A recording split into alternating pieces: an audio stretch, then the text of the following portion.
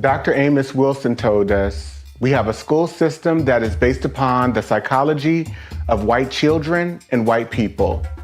If we are trying to educate our children in that system, they are bound to fail. The very structure of the educational system itself is based upon a white model, and therefore it has a built-in failure mechanism for Black children, one way or the other.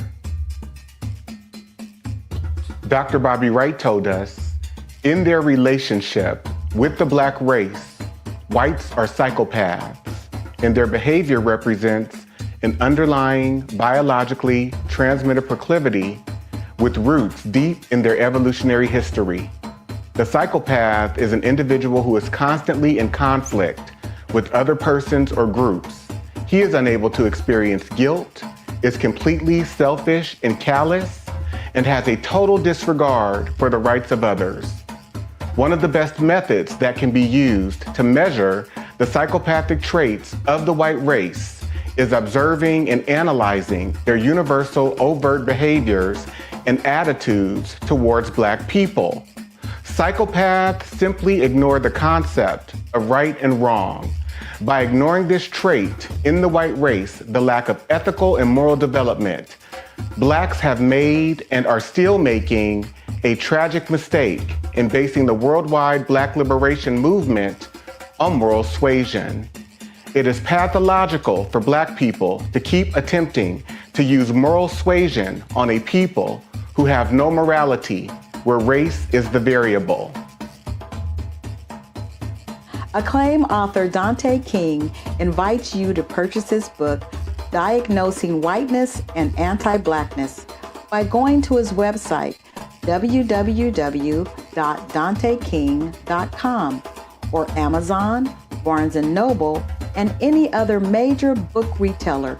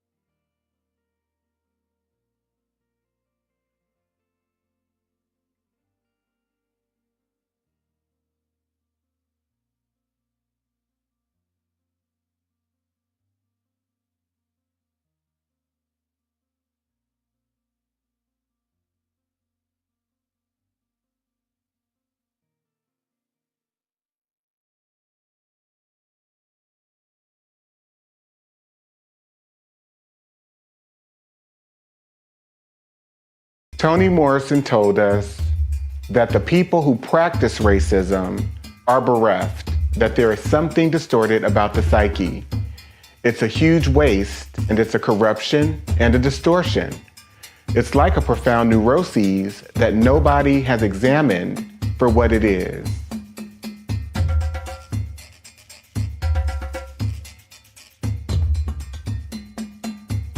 This quote is from Judge William Augustus Hall in a case that he presided over in 1855 concerning a 19-year-old black girl named Celia who was raped by her master, who she later murdered. Judge Hall told the jury, if Newsom was in the habit of having intercourse with the defendant, who was his slave, and went to her cabin on the night he was killed to have intercourse with her, or for any other purpose, and while he was standing in the floor talking to her, she struck him with a stick, which was a dangerous weapon, and knocked him down, and struck him again after he fell, and killed him by either blow, it is murder in the first degree.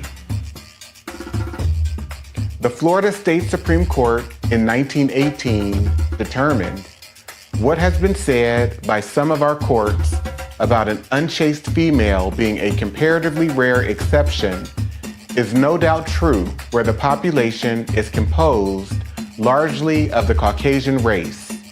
But we would blind ourselves to actual conditions if we adopted this rule where another race that is largely immoral constitutes an appreciable part of the population. Acclaimed author Dante King invites you to purchase his book, Diagnosing Whiteness and Anti-Blackness, by going to his website, www.danteking.com, or Amazon, Barnes & Noble, and any other major book retailer.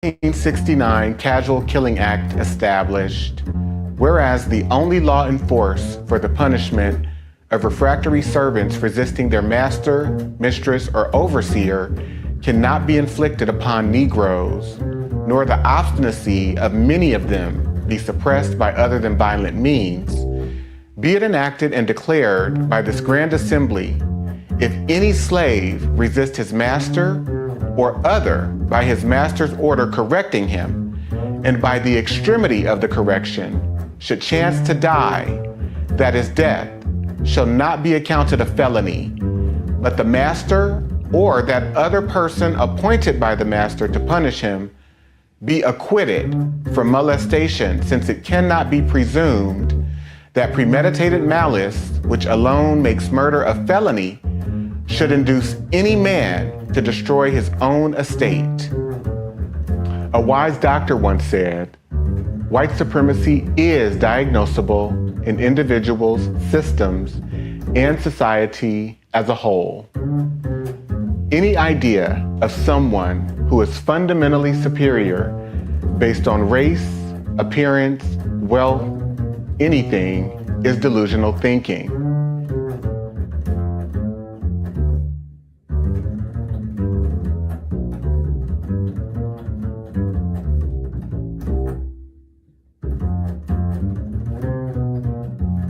The Mississippi State Supreme Court determined in 1859 the crime of rape does not exist in this state between African slaves.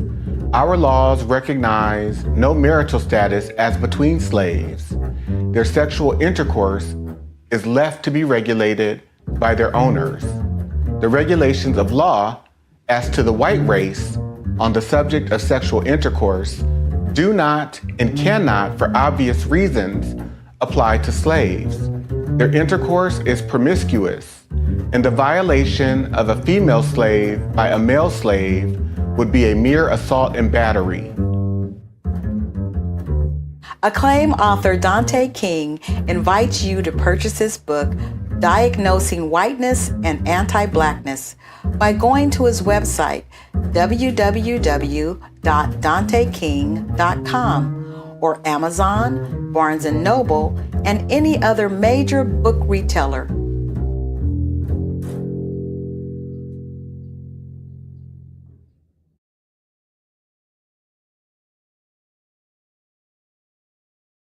The book surprised you the most? A whole book. The whole book. Because I thought that I knew a lot until I read that book and realized I didn't know anything. There was a lot to learn and a lot to still be discovered. I'm still processing it. I can see things now that I didn't see before. And it's all because of the book. I love that. Jules? So much of the book really opened my eyes to things. The Casual Killing Act, the legality of rape. And then one of the other parts was the housing covenants and the covenants that were allowed. And growing up in the Bay Area, St. Francis Wood, for instance, is a highly coveted place to want to live or want to strive to, right? I was a child and I'd passed through St. Francis Woods, and it was something that you feel could have been attainable. And then as you read Dante's book, you realize it's attainable for white people. It's not attainable for me. It's not attainable for you, not in the way that you think you would be able to attain certain places and spaces. You are written out of that legally. Right. And Alicia? What really stands out to me is the 1850 Fugitive Slave Act, which describes so much of how white people operate in terms of that act deputizing all white Americans to serve as white racial police against African Americans, whether they're freed or enslaved, and getting incentivized by bounties, by slave auctions to surveil and police and criminalize Black people, and how that persists today, the obsession with it. The author of the book, some time to speak directly to the audience. Tell them what you know they need to hear and the takeaway from these 10 episodes that wonderfully, thoughtfully, and lovingly unpack the chapters of your work. The last thing that I would like to leave all of you with is a call to action. Read the book, study the book with your friends and family. Take it one chapter at a time and highlight, read, reread the information contained in each of the chapters, as well as the reflection questions that are at the end of each chapter, because we have to understand we've normalized violence against African American people. We have lost all regard of our humanity towards African American people. This is a call to action to regain a sense of your own humanity in regards to how you come to knowing, understanding, making meaning about who you are in relationship to Black people, and how have you been tainted and corrupted by white rulership and white racial control. This is a lifetime journey for me. I know that I will be in recovery from white supremacy and anti-Blackness throughout my entire life. And so I'm calling us to be greater people, greater advocates for each other, greater in our understanding. So thank you so much for being a part of this experience. I hope it serves you well. I hope it serves your family well. I hope you can go out and be recommitted to supporting, uplifting, believing Black people. Thank you.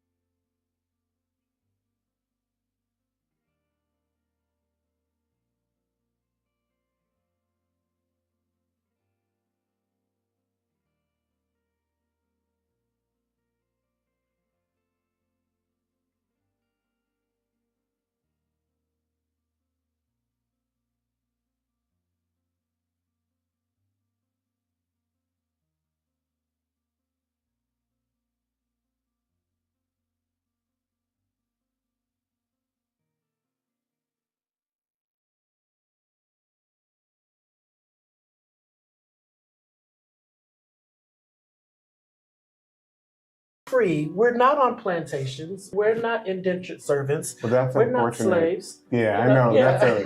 We are That's free. such an unfortunate mindset. Again, it's rooted in low standards too, because your starting point, as it pertains to Black people and freedom, is one where people are bound, shackled in chains, being subjected to rape and pedophilia, and stuck on agricultural plantations. And so we don't necessarily consider, for example, the public health institution or, my job at Google or my job as an attorney at this law firm. We don't consider these corporation plantations where white people have benefited for centuries, and yet we still are subjects of servitude in a system that's based on feudalism. So therefore we have developed false impressions, I guess I would say, and low standards and low expectations around how we define and deal with freedom.